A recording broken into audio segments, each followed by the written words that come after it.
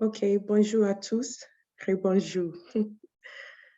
Je vous remercie pour votre temps et pour votre participation dans cette réunion informelle organisée par UNIDIR et la CEDEAO. Je m'appelle Anna Mensah et je suis une chercheuse adjointe à UNIDIR et je suis honorée d'être l'animatrice pour cette réunion.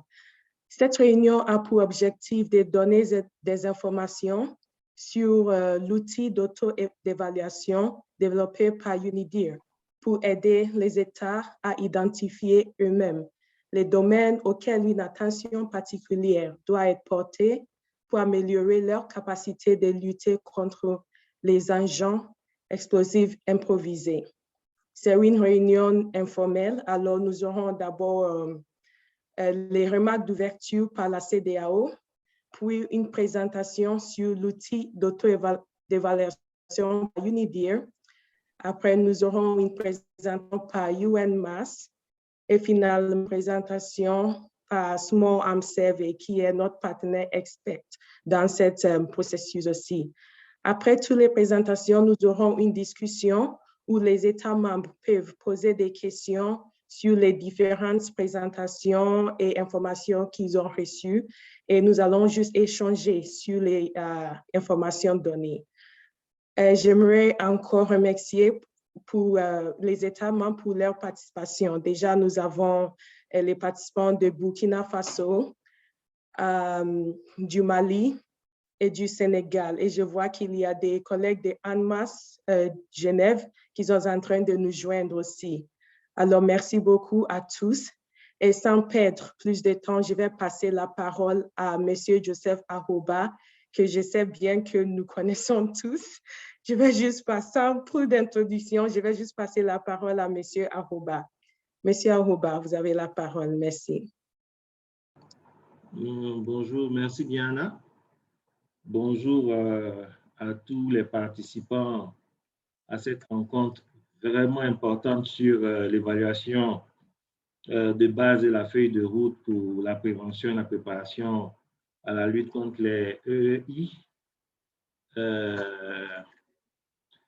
Je voudrais dire aussi qu'il me plaît vraiment de prendre la parole pour cette réunion parce que je dirais qu'il y a une cinquantaine d'années, tous les citoyens de la CEDEAO pouvaient tranquillement dormir en dehors des bâtiments qui constituaient leur domicile et se réveiller vraiment paisiblement, c'est-à-dire sans souci. Aujourd'hui, nous pouvons dire qu'à cette époque-là, nous ne connaissions pas ce qu'on appelait les explosifs en général. Il n'y avait que les militaires, les soldats qui étaient au courant de ces choses-là. Aujourd'hui, cela fait partie, malheureusement, désormais de notre quotidien. Et la question qu'on doit se poser, qu'est-ce qu'on doit faire? Qu'est-ce qu'on doit faire justement pour, comme on l'a dit, prévenir justement cette présence-là, je dirais, au niveau de notre région. Donc, pour tous nos projets, notre approche régionale part du principe que la capacité nationale à lutter contre ces nouveaux fléaux qui minent le développement et sèment la terreur et la désolation doivent être des éléments que nos États membres eux-mêmes d'abord doivent s'approprier et maîtriser.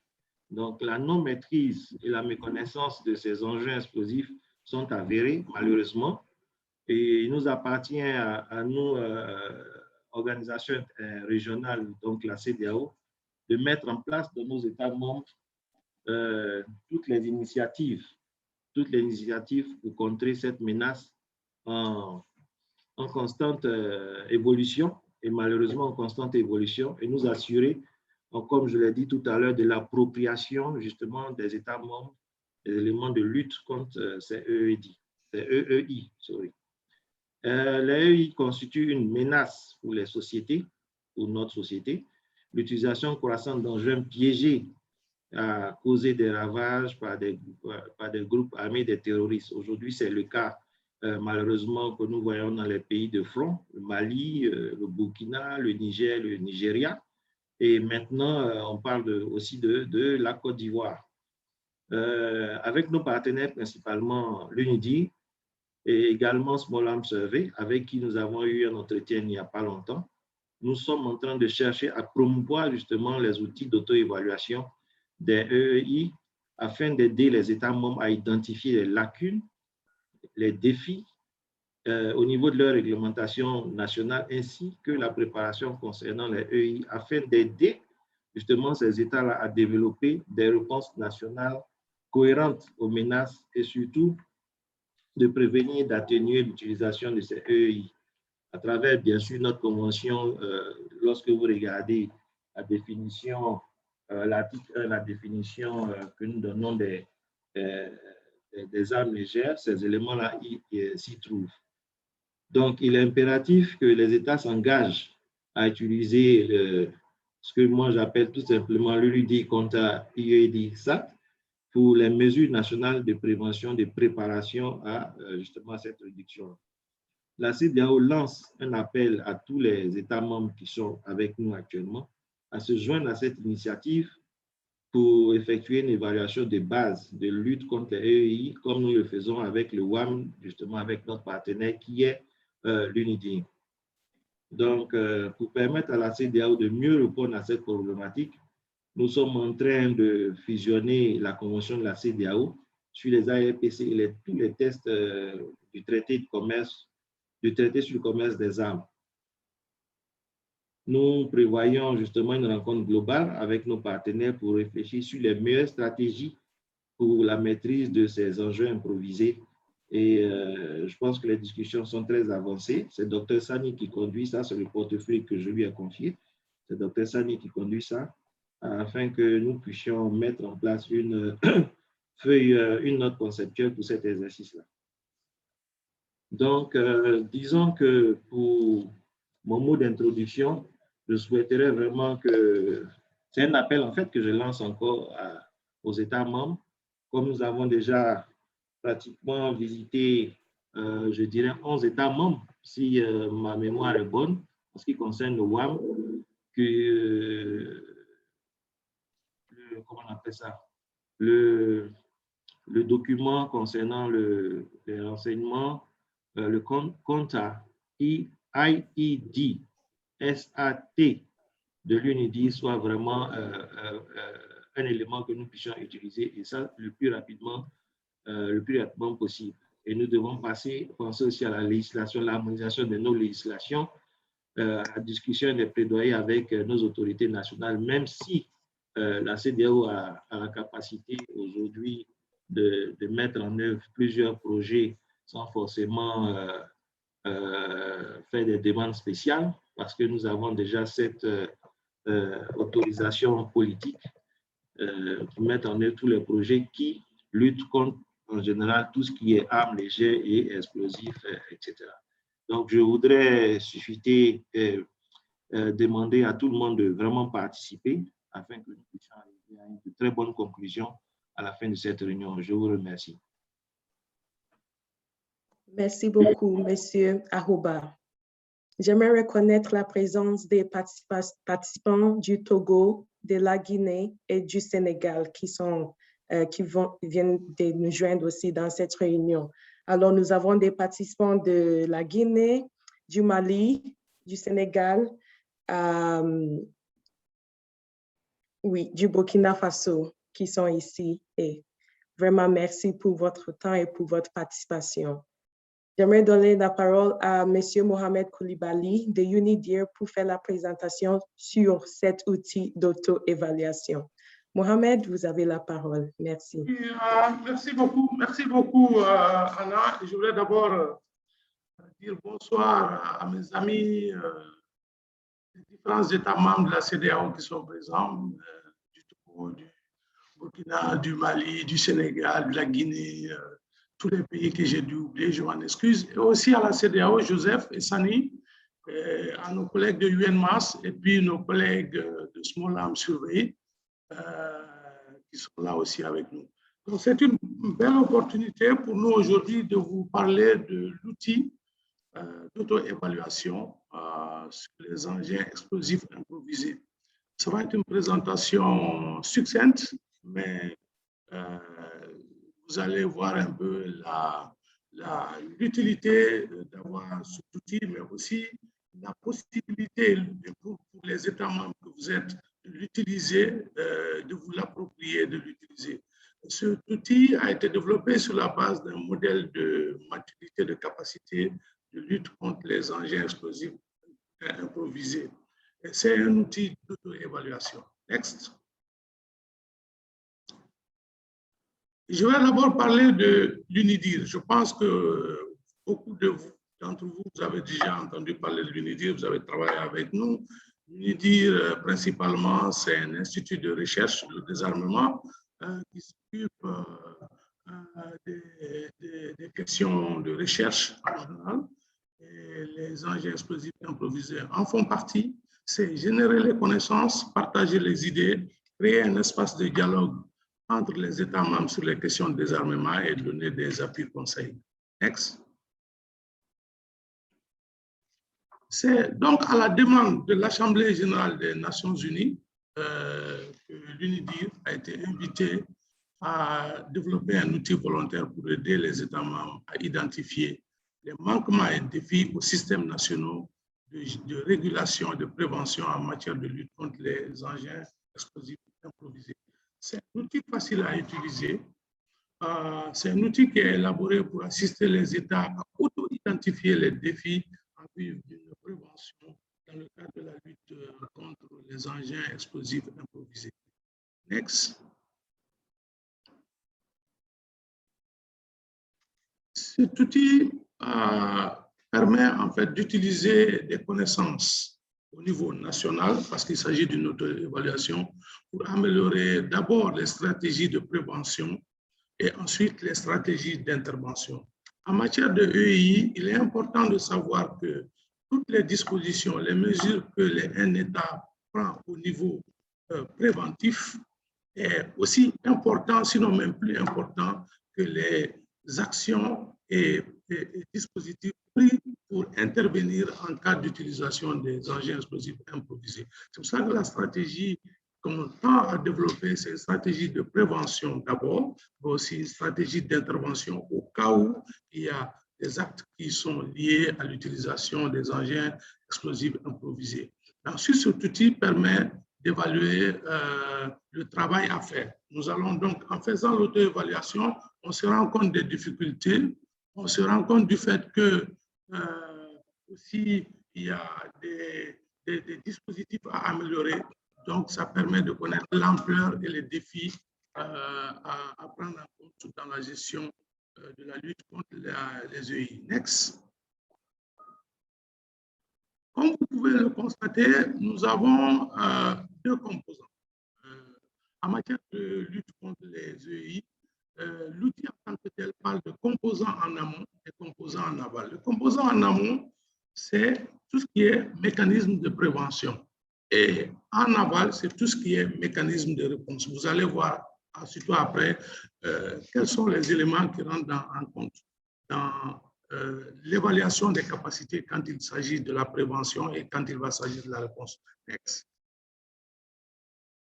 Next. Donc, voilà comment ça se présente. En amont, vous avez un peu à gauche toutes les actions qui vont faire l'objet d'évaluation, que ce soit le cadre législatif, que ce soit l'éducation aux risques liés au EI, mais aussi même les contrôles des frontières. C'est-à-dire, quels sont les mécanismes, les mesures prises par un État donné pour faire face à une menace liée à l'utilisation des engins explosifs improvisés. Alors, vous avez ces huit composantes en amont, disons pour la prévention, et puis les 8 composantes pour la réponse au cas où il y a un incident lié au EI. Vous voyez au milieu, il y a un dessin qui montre qu'il y a un incident. Quand il y a un incident, quelles sont les activités, quelles sont les capacités que l'État doit mettre en place pour pouvoir faire face à l'incident lié au EI. Il y a l'identification des auteurs, par exemple, il y a l'exploitation technique des EI qui sont récupérés, etc., et l'analyse des preuves. Donc, l'outil vous donne ces 16 activités. Et ce sont ces 16 activités qui feront l'objet d'auto-évaluation à travers des questions qui sont posées et vous allez répondre en donnant évidemment des réponses et ces réponses vont donner un résultat. Next. Next. Next. Suivant, s'il vous plaît. Next. Bon. Qu'est-ce que le modèle de maturité de capacité?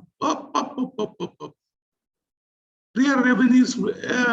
c'est Erika ou Anna? Il faut diminuer le size et revenir sur le capability model. Voilà. Remontez, s'il vous plaît. Remontez. Voilà. Remontez, s'il vous plaît. Voilà, c'est bon. Bon. Qu'est-ce que le modèle de maturité des capacités? Le modèle de maturité des capacités, c'est un ensemble de niveaux structurés qui décrivent dans quelle mesure les pratiques actuelles produisent les résultats attendus. Les principaux avantages comprennent évidemment la fourniture d'un point de référence pour la comparaison et la détermination des lacunes et des domaines où l'amélioration des processus peut être nécessaire. Je pense que c'est ce que je viens de dire tout à l'heure. Le point de référence, ça veut dire quoi? Ça veut dire que quelle est la situation à l'instant T en termes de capacité du pays à faire face à une menace des EI, et même aussi quelle est la capacité du pays à faire face à une réponse donnée lorsqu'il y a un incident qui survient suite à l'utilisation des EI. Next.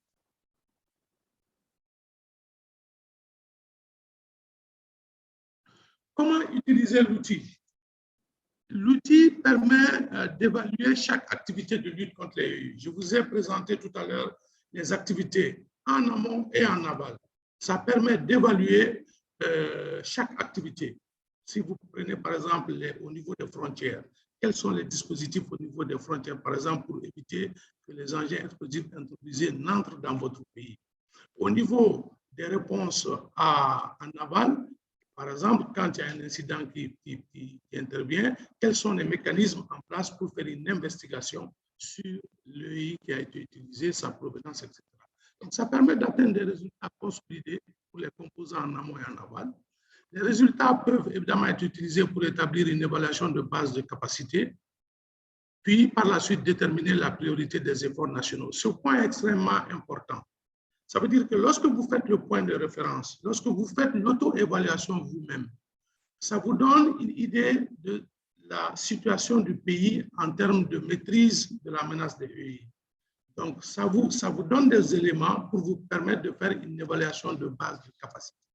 Cette évaluation de base de capacité, une fois faite, vous donne évidemment des idées sur les priorités, les options à améliorer, mais aussi des éléments de stratégie. Il faut dire que les éléments pour les besoins de rapportage, par exemple, sur les questions des EI, peuvent aussi être trouvés à travers l'outil. C'est des éléments de rapportage volontaires dont le pays va décider. Ensuite, nous avons pour ce faire développer ce qu'on appelle une application de visualisation de données. C'est une feuille d'Excel. Quand vous allez rentrer là-dedans, vous allez voir une feuille d'Excel avec ces différentes activités, les 16 activités que j'ai mentionnées. L'application utilise des onglets liés pour saisir des données. C'est-à-dire, si vous ouvrez vous cliquez sur une activité, disons par exemple, éducation au risque des EI, vous mettez là-dedans les données. Par exemple, ce que le Mali a fait, voilà les statistiques au Mali, etc., etc. Et maintenant, avec un onglet pour chaque activité, vous avez l'ensemble des données qui constituent ce que le pays fait en matière de lutte en amont et en aval. L'application vous permet aussi d'introduire un texte. Vous pouvez tout à fait mettre un texte, par exemple, sur le cadre législatif, dire par exemple la Côte d'Ivoire ou le Burkina est en phase d'élaborer un texte législatif qui prend en compte la question des EI, etc. Vous pouvez mettre un texte dans l'application. Next. Ça, c'est vraiment le résumé de ce que vous allez obtenir lorsque vous mettez toutes les données. Regardez à gauche. Vous avez les 8 composantes, par exemple, pour en amont. Par exemple, le cadre législatif, la sécurité et le contrôle des explosifs, l'éducation au risque, etc. Toutes ces activités-là vont être, disons, mesurées. Vous allez avoir ce qu'on appelle une détermination du niveau. Regardez ce qu'on appelle CMM level. C'est par exemple, pour ce pays-là, un pays X, le pays est très fort, dispose d'éléments extrêmement actualisés en termes de contrôle pour ce qui s'appelle les précurseurs pour les EI. Par exemple, le pays a 5. 5, c'est le niveau maximal. Donc, tous ces résultats-là sont représentés sous forme de graphique que vous avez. C'est-à-dire, ce sont ces 8 points, ces 8 notes qui font l'objet de ce graphique que vous voyez donc à ce niveau-là. C'est comme ça que ça va apparaître sur votre machine lorsque vous allez mettre vos données. Vous regardez en bas, il y a la date. Si vous le faites au mois de juillet, au mois d'août, il y a la date. Le pays contre X, Togo, Burkina, Mali, etc. Et celui qui l'a fait, si c'est mon ami Paka qui le fait, c'est le nom de Paka qui va être là. Si c'est mon ami Adama Diarra qui le fait, c'est Adama Diarra qui sera. Donc voilà, c'est un peu ça. Next. Maintenant, pour vraiment terminer, je voudrais vous donner ces 4 messages clés pour l'outil d'auto-évaluation. C'est un outil qui est le produit d'un effort de collaboration. On a tantôt mentionné le fait que nous avons travaillé avec un groupe d'experts. Nous avons travaillé avec UNMAS, avec Small Arms Survey. Il y a eu ce qu'on appelle des projets pilotes. Et le Mali, d'ailleurs, le Mali et le Burkina avaient servi évidemment de pays qui ont non seulement participé à l'élaboration de l'outil, mais qui avaient été visités à l'époque par le Small Arms Survey. Ensuite, l'application de visualisation des données facilite la collecte et l'affichage des résultats. Ce que je viens de montrer tout à l'heure. Quand vous mettez vos données, vous avez un système de marquage, un système de correction, on vous donne des notes. Ensuite, il y a un résultat qui est affiché. En fonction de cet affichage-là, on sait si le pays doit améliorer ou pas sa performance. L'outil est maintenant disponible en anglais, en français, en espagnol et bientôt en arabe. Et évidemment, cet outil est disponible souvent un lien pour que vous pouvez utiliser. Je pense que mes collègues ont envoyé le lien tout à l'heure dans le chapitre discussion. Next. Très rapidement, je vais vous parler de ça parce que ça va faire l'objet de discussions là-dessus. La CEDEAO est initiatrice de ce travail qui fait que nous avons cette approche régionale et nous remercions la CEDEAO pour cette vision. Cette collaboration avec la CEDEAO, c'est pour promouvoir une approche régionale coordonnée en matière de lutte. Et je pense que Joseph Aouba l'a expliqué tout à l'heure, c'est une menace régionale. Aucun pays n'est à l'abri de cette menace-là. Donc, dès maintenant, il faut avoir les efforts au niveau national, mais aussi avoir des efforts harmonisés au niveau régional. Il y a un concept note que nous avons développé qui a été approuvé par la CEDEAO et l'UNIDIR. Ensuite, nous avons pris en compte la question de la dynamique du trafic transfrontalier qui rend la question des EI difficile à résoudre. Je pense que mes amis de UNMAS, certainement dans leur présentation, vont mentionner ça. La capacité des producteurs d'EI à s'adapter à l'évolution des contextes et à opérer au-delà des frontières donne à penser qu'une approche coordonnée régionale est la mesure la plus efficace pour contrer la menace croissante que représentent les EI. Ceci est tellement vrai que si vous prenez par exemple la situation des pays du Sahel, vous avez une adaptation des acteurs de criminalité, notamment ceux qui produisent les EI, ceux qui font le trafic dans les pays du Sahel et au-delà. Next. Nous avons discuté avec la CEDEAO, évidemment, de l'utilisation de l'outil d'auto-évaluation tel que ça a été présenté. D'abord, la CEDEAO, l'UNIDIR, Small Arms Survey, UNMAS, tous les acteurs encouragent les États à utiliser l'outil d'auto-évaluation. C'est la première des étapes. Donc, cet outil d'auto-évaluation vous permet, vous, en tant qu'État, d'évaluer au niveau national vos mesures de préparation, de prévention et la capacité à faire face en cas d'utilisation abusive des EI. Ensuite, deuxièmement, l'UNIDIR est prêt, évidemment assister les États membres à développer ce qu'on appelle un roadmap en anglais, mais qui n'est qu'une feuille de route, c'est-à-dire les différentes actions à mener pour mieux se préparer en amont et en aval, et pourquoi pas aussi une stratégie nationale de lutte contre la prolifération des EI sur la base des résultats de l'auto-évaluation.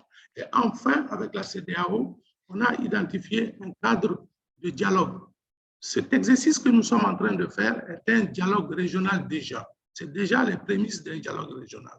Mais la CEDEAO compte faire plus, c'est-à-dire de créer le dialogue afin d'identifier les défis communs et les possibilités de faire face à la menace de l'EI au niveau régional. Ce dialogue peut se concentrer sur les dimensions régionales de la menace et les défis communs. Next. Next.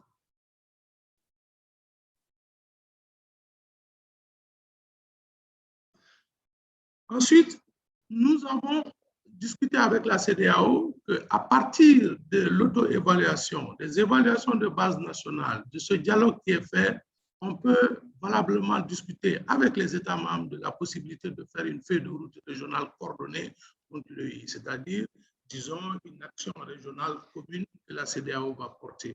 Je pense que l'UNIDIR va appuyer dans ce sens-là. Et pourquoi pas imaginer des mécanismes régionaux de lutte. La CEDEAO a l'habitude, à chaque fois qu'il y a un plan d'action régional ou une stratégie régionale, de mettre un mécanisme à côté pour aider les États membres.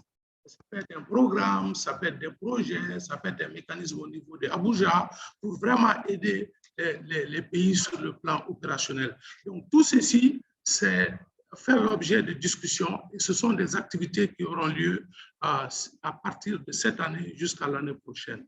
Donc, moi, j'ai fini ma présentation et next, je pense que c'est la conclusion et je vous remercie de m'avoir suivi. Donc, vous avez les liens et nous avons posé, vous avez mes contacts aussi au cas où et je vous remercie pour votre attention. Merci beaucoup.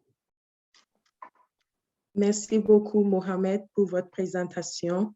J'aimerais encourager les États, les participants qui ont des questions, de noter leurs questions et nous allons discuter et adresser toutes les questions après les présentations de tous les experts. Alors, merci encore, Mohamed, pour votre présentation. Je vois qu'il y a les participants de la Côte d'Ivoire qui viennent de nous joindre aussi. Alors, Monsieur Kouadja, vous êtes la bienvenue dans cette réunion. Maintenant, je vais passer la parole à ANMAS. Nous avons Monsieur Alex Rebill qui va donner la présentation de la part de ANMAS. Alex, vous avez la parole. Merci.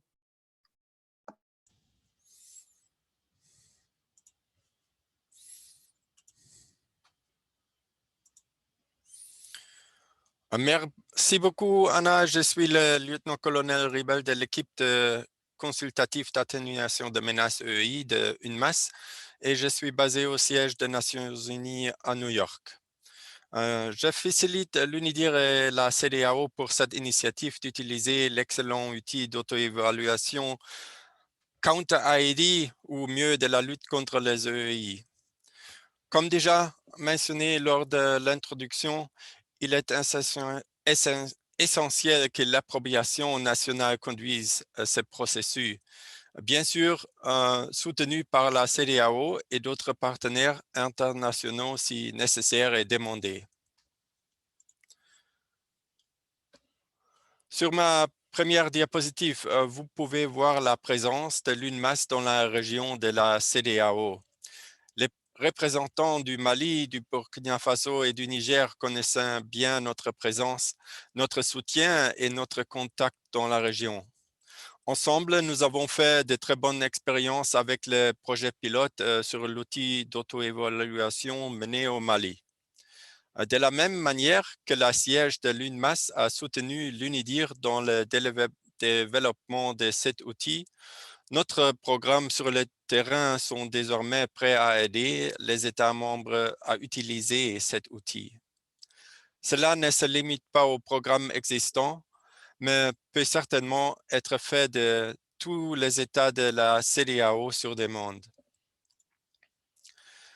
De manière plus générale, sur ma prochaine diapositive, vous pouvez voir le cycle de réponse EI des Nations Unies. qui est basé sur le modèle de maturité de la capacité l'UNIDIR Counter-ID. Ce cycle de réponse a été développé dans le cadre de l'ensemble du système des Nations Unies, impliquant 12 entités différentes des Nations Unies. Ce cycle se réponse compte 3 catégories supplémentaires par rapport au modèle UNIDIR original. Ici, vous pouvez voir toutes ces organisations et comment elles soutiennent et travaillant avec les différentes catégories à un niveau stratégique, opérationnel et tactique.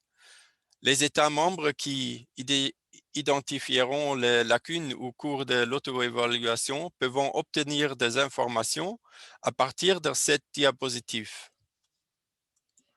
ou du tableau sur les anciens des Nations Unies qui peuvent en fournir une expertise et un soutien dans une catégorie spécifique du cycle de réponse au EEI.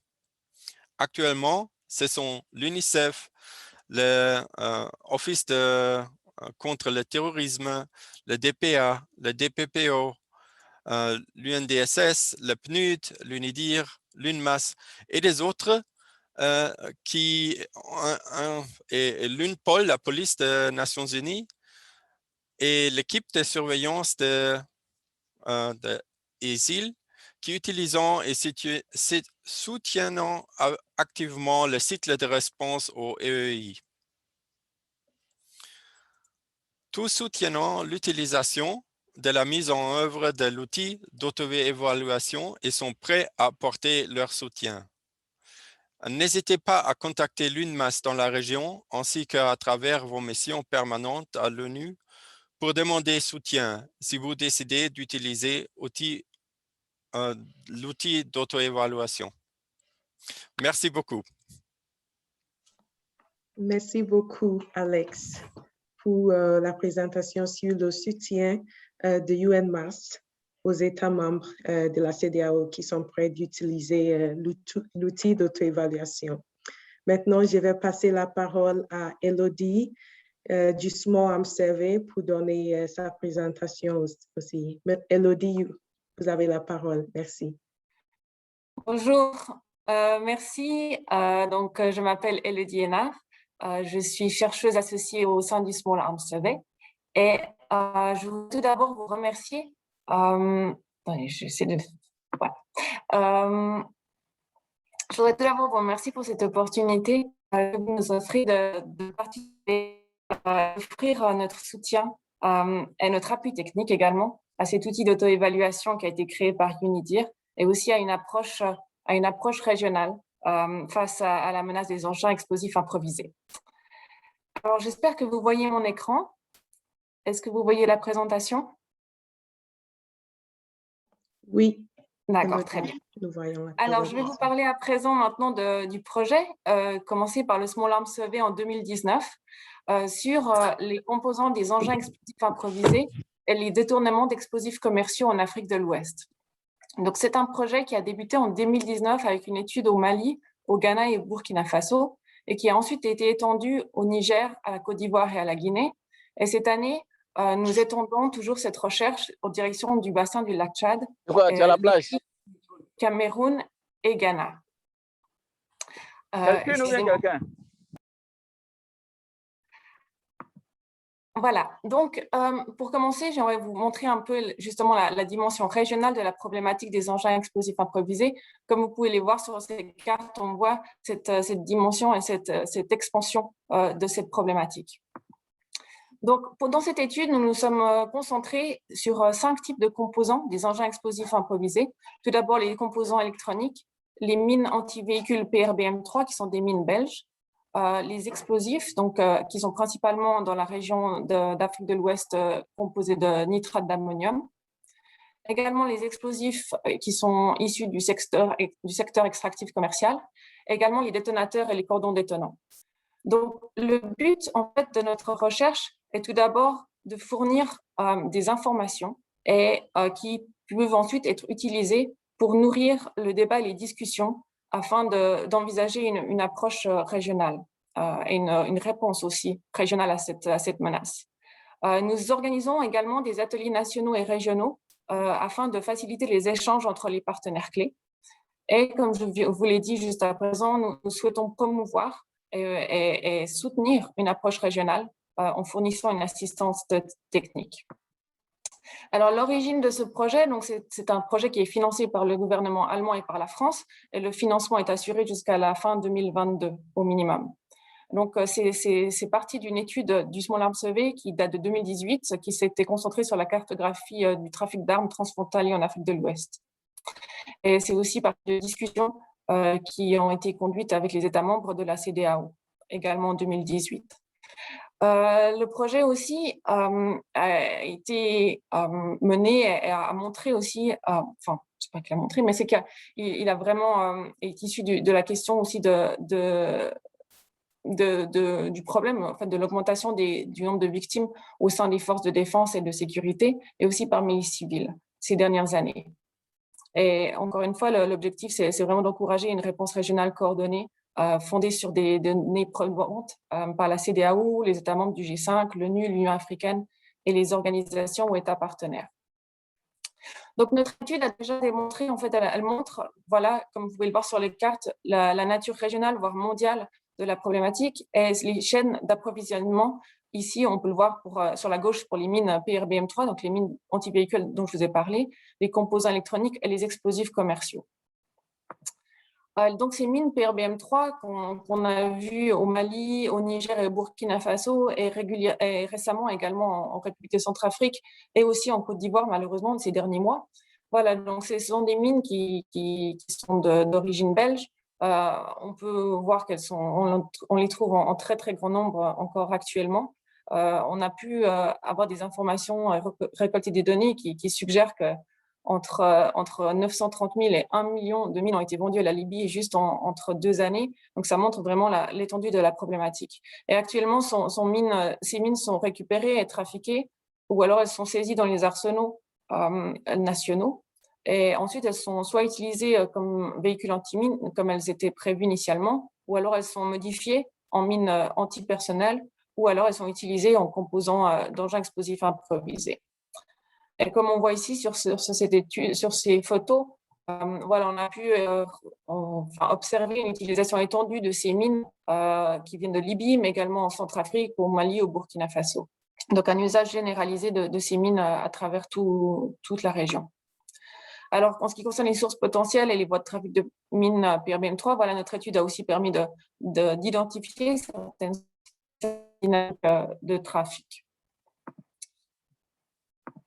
Alors, les composants électroniques, là aussi, on a pu identifier des connexions au niveau des composants et du design entre les RCIDs, donc les radiocommandés, au Mali et en Libye, avec une utilisation d'émetteurs et de récepteurs télécommandés qui sont fabriqués en Chine, mais également des systèmes d'alarme de voitures et de motos.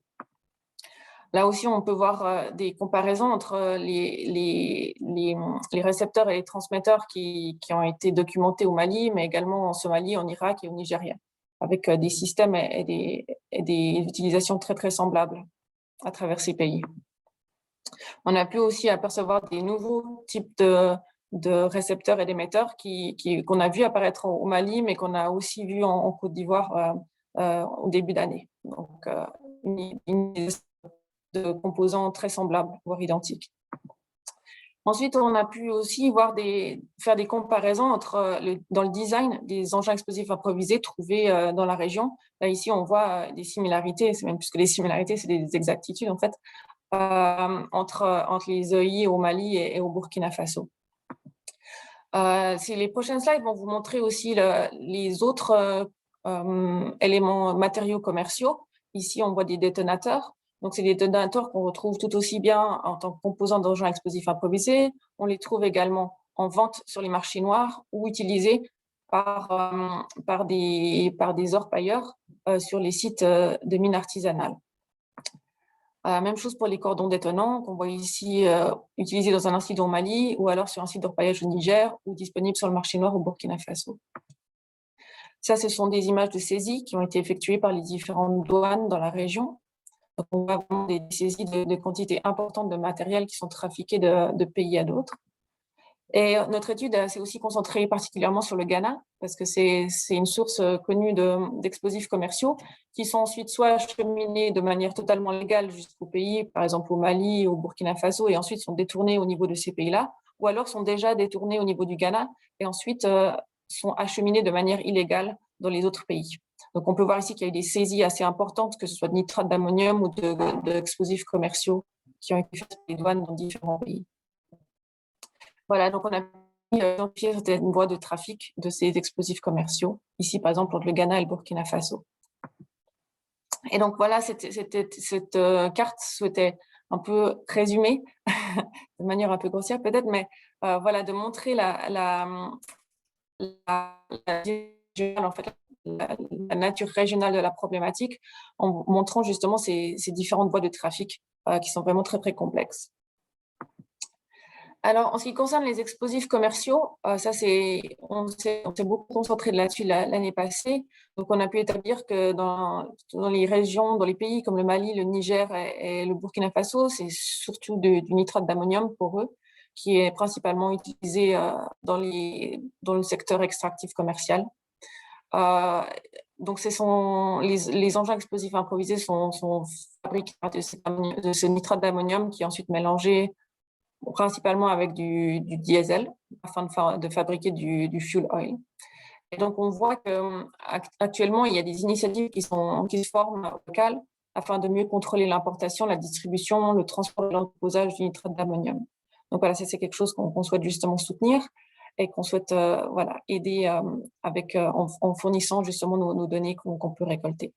Par contre, on est aussi tout à fait conscient des risques d'adaptation. Si on parvient à mieux contrôler certaines importations, distributions ou transports d'explosifs, il risquerait d'y avoir un risque d'adaptation par une substitution, en fait, avec d'autres explosifs qui sont aussi disponibles facilement sur le marché noir ou un peu partout dans ces pays. Ou alors, il pourrait aussi voir de plus en plus d'attaques sur les forces armées afin de saisir du matériel militaire pour remplacer le nitrate d'ammonium qui serait, par exemple, plus difficile d'accès. Alors, attendez, je suis en train de repartir dans le mauvais sens. Voilà. Donc, ici, on voit justement des saisies de nitrate d'ammonium en provenance du Ghana, dans des caches au Mali. Et on a aussi vu se développer récemment des fabrications illégales d'explosifs à partir de précurseurs chimiques ici au Ghana, par exemple, par des individus chinois. Donc, voilà, je vois que je suis en train de passer mon temps, mais voilà, donc suite à notre étude, on peut proposer quelques recommandations, mais on est tout à fait conscient de notre rôle qui est vraiment de faire un soutien à une approche régionale et aux États membres. Donc, nos recommandations, par exemple, sur la continuation des recherches sur les engins explosifs improvisés, les explosifs dans les pays affectés. Et on aimerait aussi soutenir des ateliers nationaux et régionaux afin de faciliter les échanges entre les partenaires clés sur les dynamiques du trafic des composants EI. Nous souhaitons également soutenir les processus d'auto-évaluation nationaux, l'outil de UNIDIR, donc c'est la raison de présence ici aujourd'hui. Nous voudrions aussi soutenir le développement d'approches régionales face aux engins explosifs improvisés et soutenir le développement de mécanismes qui pourraient faciliter le partage d'informations, les bonnes pratiques et formuler ensemble des réponses à cette problématique. Voilà, je vois que je suis en train de passer mon temps, donc je vais un peu m'arrêter là. Bien sûr, je suis à disposition pour toute question que vous pourriez avoir lors de la session des réponses et des questions. Voilà, je vous remercie. Merci beaucoup, Elodie. C'était une présentation très informative et je suis sûre que les participants auront des questions à poser et à discuter. Alors maintenant, nous sommes à la session des questions et discussions. Alors, veuillez à poser